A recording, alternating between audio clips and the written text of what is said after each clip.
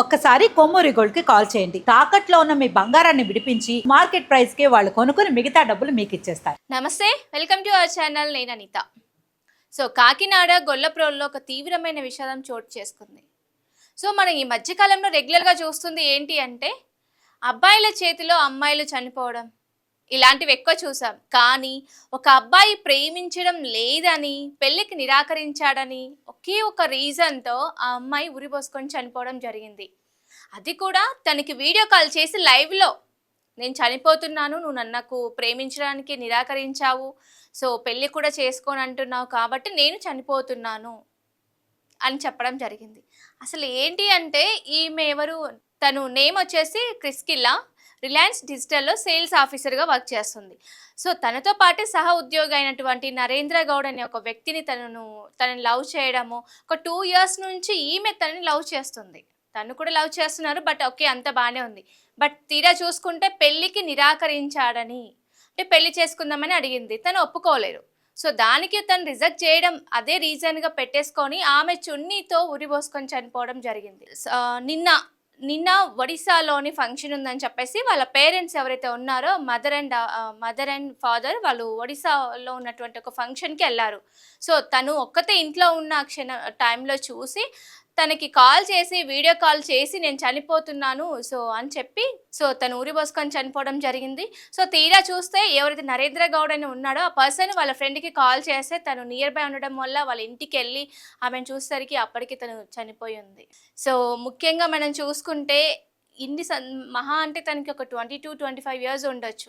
22-25 years వాళ్ళ mummy వాళ్ళ అమ్మ వాళ్ళు ఎంత కష్టపడి, ఎన్ని ఆశలు పెట్టుకొని తన జీవితం మీద ఎన్నో రకాలుగా ఊహించుకొని ఉంటారు. నా బిడ్డ ప్రయోజకురాలు అవ్వాలి, ఈ స్థాయిలో ఉండాలి, ఇలా ఉండాలి అని చెప్పేసి ఎన్నో ఆశలు పెంచుకొని ఉన్నటువంటి తన కూతురు ఇలా అఘాయిత్యానికి గురి అవ్వడం అసలు ఎంతవరకు కరెక్ట్ అంటారు చెప్పండి? ఎందుకు అంటే తన పేరెంట్స్ గుర్తుకు రాలేదు తను చనిపోయేటప్పుడు. తను ఎవరైతే ఇష్టపడిందో నరేంద్ర అనే పర్సనే గుర్తుకొచ్చాడు. అంటే ఈ 25 సంవత్సరాల్లో లేనిది ఈ 2 సంవత్సరాల బాండింగ్లో ఉన్నటువంటి ఆ స్ట్రాంగ్నెస్ ఏంటి? ప్రేమ. తన కోసం తను జీవితాన్ని చాలించడం అసలు ఎంతవరకు మంచిదంటారు? ఎందుకంటే మనం ఈ మధ్యకాలంలో చూస్తున్నాము, ఎక్కడ చూడు చావులు, ఎక్కడ చూసిన చావులు. తల్లి అక్రమ సంబంధాలు పెట్టుకొని తన పిల్లల్ని చంపడము, భర్త భార్యని చంపడం అనుమానంతో, భార్య భర్తని చంపడము, లేకపోతే ప్రియురాలు లవ్ చేస్తలేదని, లేకపోతే పెళ్ళికి ఒప్పుకోవట్లేదని, నన్ను అవాయిడ్ చేస్తుందని కూడా మనం కొన్ని సిచ్యువేషన్లో కొన్ని వీడియోస్ కూడా మనం చూస్తూనే ఉన్నాం. బయట సోషల్ మీడియాలో ఇలాంటివి ఎక్కువ అవుతున్నాయి ఈ మధ్యకాలంలో.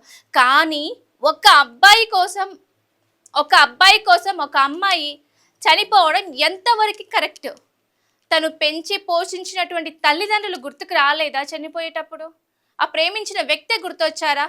అసలు ఏంటిది? సొసైటీ ఎటుపోతోంది?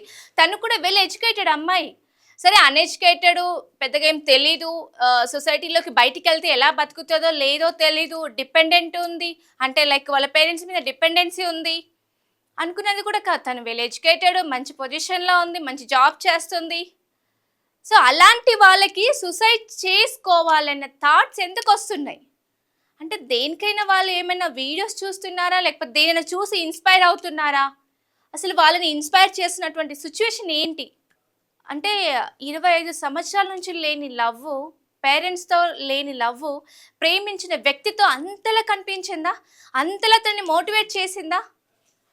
మరి ఇంత ప్రాణంగా ప్రేమిస్తున్నది ఆ అబ్బాయి కోసం, ప్రాణమే అంటే తన ప్రాణాన్ని కోల్పోయే స్టేజ్లో ఉన్నటువంటి ఆ అమ్మాయిని ఆ అబ్బాయి ఎందుకు కాదనుకుంటున్నాడు?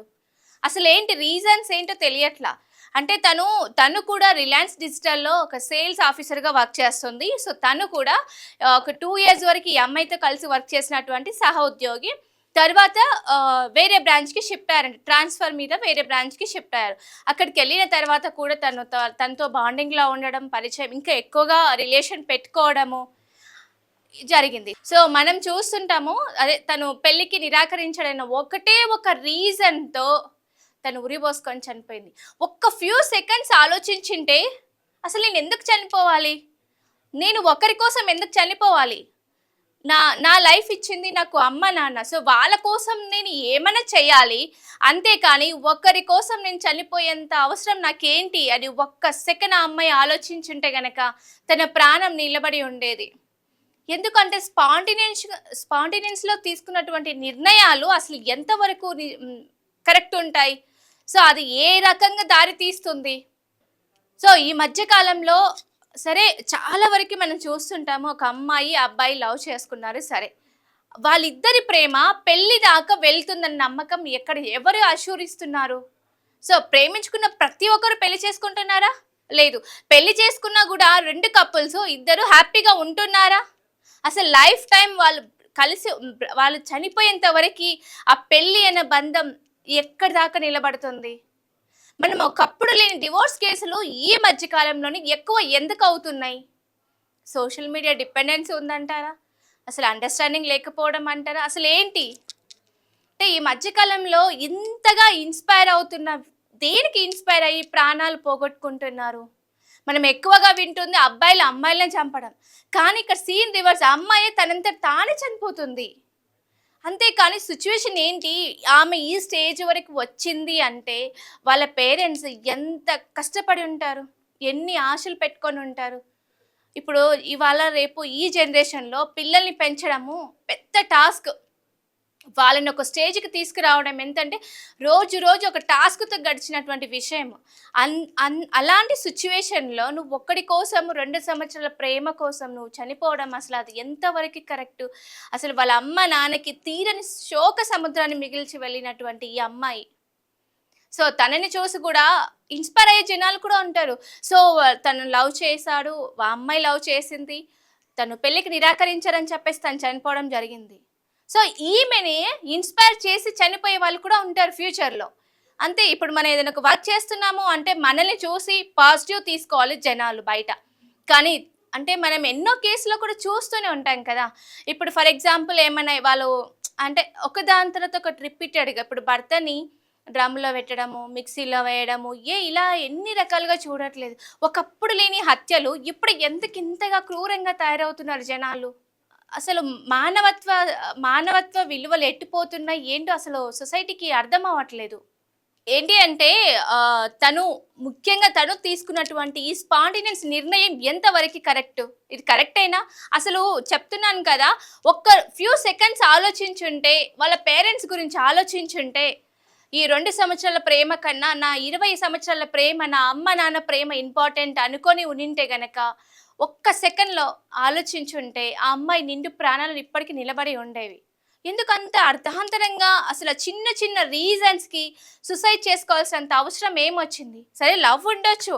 బట్ చనిపోయేంతగా నేను ఎందుకంత ఇన్‌స్పైర్ చేస్తున్న విషయం అది. సో ఇలాంటివన్నీ న్యూస్‌లు చూసిన తర్వాత ఒక్కసారి ఆలోచించండి ఆడపిల్లగా. ఎందుకు అంటే మన లవ్ కోసము మన జీవితాన్ని మనం త్యాగం చేసుకోవడం అసలు అది ఎంతవరకు కరెక్టు? నువ్వు చనిపోయావు సరే బావుంది.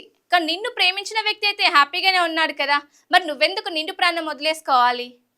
సో ఎప్పుడైనా సరే ఇలాంటి నిర్ణయాలు తీసుకునే ముందు ఒక్కసారి మీ ఫ్యామిలీ గురించి కూడా ఆలోచించండి. అసలు ఏంటి ఒకరి కోసం మనం చనిపోవడం ఎందుకు? మనకంటూ ఒక బ్రైట్ ఫ్యూచర్ ఉంటుంది కదా! ఇవాళ రేపు అమ్మాయిలు అనుకోని సాధించలేనిదంటూ కూడా ఏదీ లేదు సమాజంలో. మనం ఇంకా ఓల్డ్ జనరేషన్‌లో అయితే లేము. ప్రెజెంట్ ఇప్పుడు 2026 జనరేషన్‌లో బతుకుతున్నాం. సో మనకంటూ ఒక స్టెబిలిటీ ఉంటుంది సొసైటీలో. సో అందు గురించే ఇలాంటి నిర్ణయాలు తీసుకునే ముందు ఒక్కసారి ఫ్యామిలీని గుర్తు చేసుకోండి, ఆలోచించండి.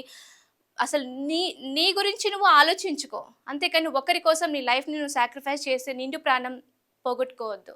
సో ఇదండి ఇవాల్టి లేటెస్ట్ అప్డేట్. చూస్తూనే ఉండండి మనం టీవీని.